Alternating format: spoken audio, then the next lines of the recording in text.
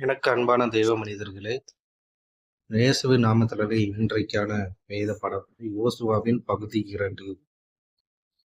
நேற்று நாம் யோசுவாவின் புஸ்தகத்தையும் குறித்து விளக்கமாக பார்த்தோம். இன்றைக்கு நாம் பார்க்க போகிற பாடம் என்ன? இந்த யோசுவாவின் புஸ்தகத்தில் தலைமைத்துவத்தை குறித்து நாம் பார்க்க போகிறோம். இந்த பழைய ஏற்பாட்டிலே 5 ஆகமங்களை எழுதிய மோசையின் தலைமைத்துவத்தையும் யோசுவாவின் தலைமைத்துவத்தையும் இன்றைக்கு சபைகளிலே இருக்கக்கூடிய தலைமைத்துவங்களை பற்றியும் நாம் தெரிந்து கொள்ள போகிறோம். ஃபர்ஸ்ட் வேதத்தின் அடிப்படையில் ஒரு சில காரியங்களை தெரிந்து கொண்டு அதன் பிறகு இந்த தலைமைத்துவத்தை எப்படி தேர்ந்தெடுப்பது, எப்படி கர்த்தருக்குள் உண்மையாய் இருப்பது, எப்படி ஒரு தலைவர் இன்னொரு தலைவரை தேர்ந்தெடுப்பது, எப்படி தலைவர்கள் தவறு செய்கிறார்கள் என்பதை குறித்தும் அதிலிருந்து நாம் எப்படி தலைவர்களை பார்த்து நாம் கற்றுக்கொள்வது என்பதையும் நம் தலைமைத்துவம் நம்முடைய சபையிலே எப்படி இருக்க வேண்டும் என்பதையும் நாம் இன்று தியானிக்க போகிறோம். இன்றைக்கு வேத பாடத்திற்குள் நேரடியாக செல்வோம். இந்த தலைவர்கள் காலத்தோடு வளர்கிறார்கள் என்பதை ஒரு சிறிய தலைப்போடு இந்த தலைமைத்துவத்திற்கான பாடங்களாக கொண்டு நாம் படிக்க போகிறோம். இந்த தலைவர்கள் தோன்றுகிறவர்கள் அல்ல, அவர்கள் காலத்தால் உருவாக்கப்படுகிறவர்கள். மோசையும் அப்படித்தான். தேவன் திட்டத்தின்படி காலத்தில் அந்த சமயத்தில் பிறக்க வைத்து அவருடைய திட்டத்தை நிறைவேற்றுகிறார். யோசுவா எகிப்தில் அடிமையாக பிறந்தான். கானானிலே வெற்றி வீரனானான். இளமை காலத்தில் மோசைக்கு உதவியாளராக சேவகம் புரிந்தான். மோசையின் இறுதி காலத்தில் தேவன் அவனை வாக்களிக்கப்பட்ட தேசத்திற்குள் அழைத்து செல்லும் தலைவனாக்கினார். தலைவர்கள் தங்களுக்கு கொடுக்கப்படும் சிறிய பணிகளில் தங்களை நிரூபிக்கிறவர்கள். சீனாய் மலையில் அமேலிக்கியர்களுடன் யுத்தத்தில் இஸ்ரவேலின் சேனைக்கு தலைமையேற்று வெற்றியிட்டு சென்றவர் யோசுவா என்பதை இந்த யாத்ராகமம் 17ஆம் அதிகாரம் 8ஆம் வசனம் 13ஆம் வசனம் வரை நாம் தெரிந்து கொள்ள முடியும். இந்த யோசுவா யார் என்று பார்த்தால், பழைய ஏற்பாட்டிலே ஓசியாவின் மகனான இந்த யோசுவா தான் முன்பொரு காலத்தில் வேறு பெயருடன் பழைய ஏற்பாட்டிற்குள் வந்த பிறகு யோசுவா என்ற பெயர் மாற்றப்பட்டு தேவனால் கர்த்தர் ரட்சிக்கிறவர் என்ற பெயரை மாற்ற கொடுக்கப்பட்டு யுத்தத்திலே வெற்றி கொள்கிறார். இவரை பற்றி வேதம் சொல்கிறது, வேதம் யுத்தத்தில் ஜெயித்தார் என்று. ஆனால் இவர் ஒரு யுத்த வீரனாய் இருந்திருக்க வேண்டும். மோசை தான் அரண்மனையில் வளர்ந்தவர் என்று நமக்கு நன்றாகவே தெரியும். ஆனால் யோசுவாவும் ஒரு வீரனாக அந்த இடத்துல வளர்ந்தார் என்பது பல ரகசியமான ஒரு அடித்தள உண்மையாய் இருக்கிறது. இதை நாம் தெரிந்து கொள்ள வேண்டும் என்றால் ஒரு பெரிய பாடமாக நாம் படிக்க வேண்டியிருக்கும். பிற்காலத்தில் இதை யார் கற்றுக் கொடுத்தார்கள், இது எந்த இடத்தில் இருக்கிறது என்பதை நாம் தொடர்ந்து விரிவாக படிக்கலாம். அடுத்ததாக தலைவர்களை எப்படி பின்பற்றுகிறார்கள் என்பதை நாம் பார்ப்போம். இந்த தலைவர்கள் தங்களுக்கு முன்னிருந்த தலைவர்களோடும் உறுதியான பிணைப்பை கட்டி எழுப்பிக் கொள்வார்கள். மோசை கற்பலகைகளில் எழுதப்பட்ட கட்டளைகளை பெற்ற ஒரு பரிசுத்த பர்வதத்திற்கு ஏறி சென்ற போது உடன் செல்ல யோசுவா மாத்திரமே அனுமதிக்கப்பட்டார். யாத்ராகமம் 24ஆம் அதிகாரம் 13 முதல் 14ஆம் வசனம் வரை. நீங்கள் இந்த வசனத்தில் ஒரு ரகசியம் இருக்கு தெரியுமா? இதுவரைக்கும் 40 நாள் உபவாசம் இருந்த 3 மனிதர்களை தான் உங்களுக்கு தெரியும். இந்த அதிகாரத்திலே நீங்கள் வாசித்தால் யாத்ராகமம் 24ஆம் அதிகாரம் 13 முதல் 14 வரை 4வது நபர் யோசுவா என்பது நமக்கு தெரிய வருகிறது. யோதத்தில் நமக்கு தெரிந்தாலும் அவர் மலையில் இருந்து கீழே இறங்கி வரவும் இல்லை, மோசையோடு மேலே ஏறி போகவும் இல்லை, நடுவிலே நின்றார் என்பதை வேதம் நமக்கு சுட்டி காட்டுகிறது. மோசையால் நிறுவப்பட்ட தற்காலிக கூடாரத்தை விட்டு பிரியாமல் அதை காவல் காப்பனாக நின்றவன் இந்த யோசுவா. யாத்ராகமம் 33ஆம் அதிகாரம் 11ஆம் வசனத்தில் நாம் வாசிக்கிறோம். நீங்கள் பார்த்தால் அந்த நடுவிலே நின்ற யோசுவா தான் பாவம் செய்யாமல் இருந்தபடியினால் மோசைக்கு கூட அந்த இடத்தை கடந்து போனார் என்று இருக்கும். கற்பலகைகளை உடைத்து விட்டு சென்ற பின் எல்லாரும் கூடாரத்துக்கு சென்றபோது ஆண்டவர் கூடாரத்தை ஜனங்களை விட்டு வெளியே கொண்டு போய் அமைத்துக் கொள்வார். அந்த நேரத்தில் யோசுவா மாத்திரம்தான் கூடாரத்தை விட்டு பிரியாதிருந்தான் என்று ஆண்டவர் யோசுவாவை குறித்து சாட்சி கொடுப்பார். நன்றாக கவனித்தால் மனிதர்கள் பாவம் செய்த பிறகு தேவனும் விலகுகிறார், மோசையும் ஜனங்களோடு போய் தங்குகிறார். ஆனால் யோசுவா மட்டும்தான் ஆசரிப்பு கூடாரத்திலேயே தங்கினார் என்பதை வேதம் நமக்கு ஒரு சாட்சியாக கொடுக்கிறார். இப்போ ஒரு தலைவர்களை எப்படி பின்பற்றுகிறார்கள் என்பதை இந்த வசனங்கள் அதிகாரங்கள் மூலம் நாம் தெரிந்து கொண்டோம். இந்த மோசைக்கும் யோசுவாவுக்கும் உள்ள ஒற்றுமைகள் என்ன தெரியுமா? கட்டளைக்கு கீழ்ப்படுக்க வலியுறுத்துதல், எரிகோ பட்டணத்தை வேறு பார்க்க அனுப்புதல் மோசை செய்தது போல், சிவந்த சமுத்திரத்திலே பிரிந்ததை போல் யோர்தான் நதியை பிரித்தல். மூன்றாவதாக, தலைவர்கள் கர்த்தருக்கு உண்மையுள்ளவர்களாய் இருப்பார்கள். தலைவர்கள் பெரும்பான்மையின் பக்கம் நிற்காமல் அவர்கள் தேவனின் பக்கமே நிற்பார்கள். அதாவது மனிதனுடைய யோசனைக்கு தக்கம் நிற்காமல் கர்த்தருடைய செயல்களுக்கும் அவருடைய காரியங்களுக்கு மட்டுமே முக்கியத்துவம் கொடுப்பார்கள் என்பதை நாம் பார்க்க முடிகிறது. இதற்கு முந்தைய 5 புத்தகங்களிலும் டோராவிலும் பல இடங்களிலும் இஸ்ரவேலர்கள் தேவனுக்கும் மோசைக்கும் எதிராக நின்றபோது இருவருக்கும் விசுவாசமாய் நடந்து கொண்டவன் யோசுவா ஒருவர் மாத்திரம். இந்த இஸ்ரவேல் ஜனங்கள் பல இடங்களில் மோசைக்கு விரோதமாக இல்லை. இது உண்மையா நம்ம நேரடியா பார்க்கறோம்னா, இந்த யோசுவாவும் காலேபும் வேவு பார்க்க கூட 2 நபர்கள் 12 பேர் போன பிறகும் கூட திரும்பி வந்து மற்றவர்கள் எல்லாம் அதாவது எதிர்காரியமே பேசும்போது யோசுவாவும் காலேபும் மட்டும் நாம் கைப்பற்றலாம் என்று சொல்வார்கள் விசுவாசத்தோடு.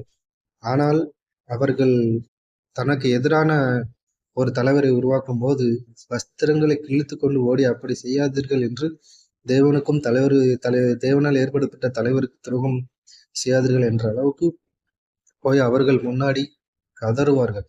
ஆனால் அவர்களை யாரும் கேட்க மாட்டார்கள். யோசுவாவும் மோசையும் கல்லறிய துணிவார்கள் என்று. அப்படி துணியும் போது தேவன் கூடாரத்தின் நடுவிலே இறங்கி வருவார் என்பதை நம்மளால் பார்க்க முடிகிறது. இஸ்ரவேலர் பொன் கன்று குட்டியை ஆராதிக்க திரும்பின வேளையில் அதில் பங்கெடுத்து கொள்ளாதவன் யோசுவா மாத்திரமே. உங்களுக்கு தெரியும், யாத்திராகமம் 32ஆம் அதிகாரம் 17ஆம் வசனம் முதல் 19ஆம் வசனம் வரை அவர் மேலே மோசையோடு கூட போனாரே தவிர பாதி வழியில் நிறுத்தப்பட்டு அவரும் 40 நாள் உபவாசம் இருந்தார் என்பதை நம்மளால் பார்க்க முடிகிறது. வாக்கு பண்ணப்பட்ட தேசத்தை முன்பாகவே சென்று பார்த்து வர மோசையினால் அனுப்பப்பட்ட 12 வேவுக்காரரில் யோசுவா ஒருவனாய் இருந்தும் தேவன் தேசத்தை சுதந்திரிக்க செய்வார் என்று உறுதியாய் விசுவாசித்தவன் யோசுவா. இது என்னாகமம் 14ஆம் அதிகாரம் 6 முதல் 9ஆம் வசனம் வரை இருக்கிறது. கடைசி பகுதியான இந்த தலைவர்களும் இந்த தவறு செய்யக்கூடியவர்களே என்பதற்கு ஒரு சில வசன ஆதாரங்களுடன் நாம் தியானிக்க போகிறோம். இந்த தலைவர்களுக்கும் குறைபாடுகள் உண்டு. யோசுவா 9ஆம் அதிகாரம், அதுல 9ஆம் அதிகாரத்திலே நேரடியான மறைமுகமான தாக்குதல், அதாவது எத்தியர், எமோரியர், கானானியர், பெரிசியர், ஏவியர், எபூசியர் ஆகிய 2 இனக்குழுக்கள் யோசுவாவோடும் இஸ்ரவேலோடும் யுத்தம் பண்ண வந்தார்கள். இது நேரடியான தாக்குதல். ஆனால் கிபியனியர்கள் கொடுத்ததோ மறைமுகமான தாக்குதல்கள். அவர்கள் தங்களை ஸ்தானாதிபதிகளைப் போல காண்பித்து பழைய பைகளையும் பீரலும் பொத்தலுமான பழைய திராட்சை துருத்துகளையும் தங்கள் கழுதைகள் மேல் வைத்து பழுது பார்க்கப்பட்ட பழைய பாதரட்சைகளை தங்கள் கால்களில் போட்டு பழைய வஸ்திரங்களை உடுத்திக் கொண்டார்கள். அவர்களது அப்பங்கள் உலர்ந்தும் பூசணம் பூத்ததுமாயிருந்தது. நாங்கள் தூர தேசத்திலிருந்து வந்தவர்கள், எங்களோட உடன்படிக்கை பண்ணுங்கள் என்றார்கள். யோசுவாவும் இஸ்ரவேலரும் கர்த்தருடைய வாக்கை கேளாமல் 9ஆம் அதிகாரம் 14ஆம் வசனத்திலே செய்யப்பட்டார்கள். மோசையும் 2 விதமான தவறு செய்தபடினால்தான் அவர் கானான் தேசத்துக்குள் பிரவேசிக்க அவருக்கு அனுமதி இழக்கப்பட்டது. ஏன்? முதலாவது கட்டளை என்ன? ஆண்டவருடைய பிள்ளையை தவிர ஆண்டவருடைய கட்டளை மீறக்கூடாது. அதுல 2 விஷயத்த அவர் மீறினார். அந்நிய தேசத்து பெண்ணை கல்யாணம் பண்ணார். தேவனுடைய வார்த்தையை அங்க அடிக்காத, கண்மலையில அடிக்காத, நீ சொல்லுன்னு சொல்வார். அந்த இடத்துல சொன்னதுனால, சொல்லாம ஜனங்களின் மேல் உள்ள எரிச்சலினால இந்த கண்மலையை அடித்தார். ஆனா அதுக்கு பின்னாடி தீர்க்க தரிசனம் இருக்கிறது. இயேசு அடிக்கப்பட்ட ஆட்டுக்குட்டி என்றும் அடிக்கப்பட்ட கண்மலை என்றும் வேதத்திலே தீர்க்க தரிசனமாய் வருவதற்காக ஆண்டவரால் செய்யப்பட்டதுதான் ஆனால் அது தவறு தானே. அது தவறு செய்ததற்காக ஆண்டவர் உள்ளே அனுமதிக்கவில்லை. அதுவும் அந்த திருமணம் செய்தது எல்லாம் அந்த கட்டளை கொடுத்த அடுத்த நொடியே நடந்ததுதான். அடுத்த வரக்கூடிய முதல் வேலையா அதான் அவர் திருமணம் செய்வதாக இருக்கும். இப்படி தலைவர்களும் தவறு செய்கிறவர்களாக இருந்தாலும் அதை தேவன் அனுமதிக்கவில்லை. அவர் அனுமதித்தது போல தெரிந்திருக்கலாம். கானான் தேசம் வரைக்கும் அவரை கொண்டு வந்து விட்டிருக்கலாம். ஆனால் கானான் தேசத்துக்குள் பிரவேசிக்க அனுமதிக்கவில்லை. இங்கே யோசுவாவும் இங்கே தேவனுடைய வார்த்தையை, அதாவது வாக்கை கேளாமல் ஒரு காரியத்தை இங்கு செய்ததை நம்மால் பார்க்க முடிகிறது. அதனால் தலைமைத்துவத்தில் இருப்பவர்களும் தவறு செய்கிறவர்களாக இருக்கிறார்கள் என்பதற்கு அவர்களுக்கு ஒரு சில குறைபாடுகளும் உண்டு என்பதை இந்த வேதம் நமக்கு சுட்டிக்காட்டுகிறது. நாமளும் இதை கற்றுக்கொண்டு ஒரு தலைமைத்துவம் எப்படிப்பட்டதாக இருக்க வேண்டும் என்பதை நாம் தெரிந்து கொள்ள வேண்டும். தேவன் காலத்தோடு தலைவர்களை உருவாக்கி வளருகிறார்கள் என்பதை சுட்டிக்காட்டுகிறார். தலைவர்களை பின்பற்றுவார்கள் என்பதையும் நாம் வேத வசனத்துடன் தியானித்தோம். மூன்றாவது, தலைவர்கள் கர்த்தருக்கு உண்மையுள்ளவராய் இருப்பார்கள் என்பதையும் நாம் வேதத்தின் மூலம் தியானித்தோம். கடைசியாக தலைவர்களும் தவறு செய்ய கூடியவர்களாக, அதாவது தவறக்கூடியவர்களாகவே இருக்கிறார்கள் என்பதையும் இந்த வேதத்தின் மூலம் நாம் வாசித்து கற்றுக்கொண்டோம். நாம் எப்படிப்பட்டதான தலைமைத்துவத்தை இந்த வேதத்தில் நம்முடைய சபையில் இருக்கிறது என்பதை புரிந்து கொண்டு வேதத்தின் அடிப்படையில் நாம் வாழ்ந்து கிறிஸ்துவுக்குள் உண்மையுள்ளவர்களாய் என்றும் நம்முடைய தலைவர், நம்முடைய ஆலயத்தின் தலைவர் இயேசு, நம்முடைய போதகர் இயேசு, நம்மளுடைய இரட்சகர் இயேசு, அதை நாம் விசுவாசத்தோடு ஏற்றுக்கொண்டு நாம் பரலோகத்திற்காக காத்திருக்கிறோம். இந்த பரிசுத்த வாழ்க்கையை வாழ்ந்து இறைவனுக்கு முன்பாக அவர் நமக்கு தலைவராய் இருக்கிறபடி நாம் அவருடைய பிள்ளைகளாய் இருக்கிறோம், ஆடுகளாய் இருக்கிறோம். அவர் நம்முடைய மேய்ப்பராய் இருக்கிறார். இயேசுவின் நாமத்திலே நன்றி தெரிவித்து இன்றைய யோசுவா படம் முடிவடைகிறது.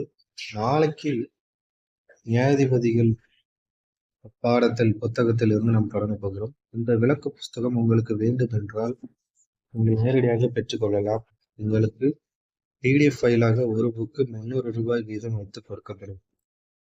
அப்பொழுது உங்களுடைய வாட்ஸ்அப் நம்பர் உங்களுடைய ஃப்ரெண்டு பேஜில் இருக்கிறபடினால நீங்கள் அதை பார்த்து இந்த புக்கை நீங்கள் வாங்கி கொள்ளலாம். உங்களுக்கு பிரயோஜனமாக தான் இருக்கும். நீங்கள் வேதத்தை வசனங்களாகவும் அதிகாரங்களும் படிக்கும்போது சில இடங்களில் உங்களுக்கு புரியாது, மாறிவிடும். வேறு இடத்தில் நடப்பது இந்த இடத்தில் நடக்கும், இந்த இடத்தில் நடப்பது அதுக்கு அடுத்த இதில் தோன்றும். இப்படி 2-3 காரியங்கள் 3 புஸ்தகத்தில் வரும். இப்படி நீங்கள் எளிதாக விளங்கக்கூடிய புஸ்தகமாக நாங்கள் இந்த புஸ்தகத்தை உருவாக்கி இருக்கிறோம். நீங்கள் வேண்டுமென்றால் வாங்கிக் கொள்ளலாம். இந்த வீடியோ உங்களுக்கு பிடிச்சிருந்ததுன்னா நீங்கள் இலவசமாக இதில் பார்த்து நீங்கள் குறிப்பிடுத்திக் கொள்ளலாம். இதனுடைய விளக்கங்கள் உங்களுக்கு டிஸ்பிளேல யூடியூப்ல உங்களுக்கு ரன்னிங்கில் நாங்கள் வைக்கிறோம். நீங்கள் பார்த்து குறிப்பிடுத்திக் கொள்ளுங்க. உங்கள் வசனத்தை கேட்டு தேவ ஆசீர்வாதத்தை பெற்றுக்கொள்ளுங்க. எதுவுமே உங்களுக்கு புறமானதா இல்லை, எல்லாமே உங்களுக்கு பிரயோஜனமானது தான். ஒன்று கூட வீணாய் போகாது. அந்த அளவுக்கு உங்களுக்கு விளக்கமாக நாங்கள் எடுத்து வச்சிருக்கோம். கண்டிப்பாக உங்களுக்கு பிரயோஜனம் உள்ளதாக இருக்கும். இயேசுவின் நாமத்தினாலே நன்றி.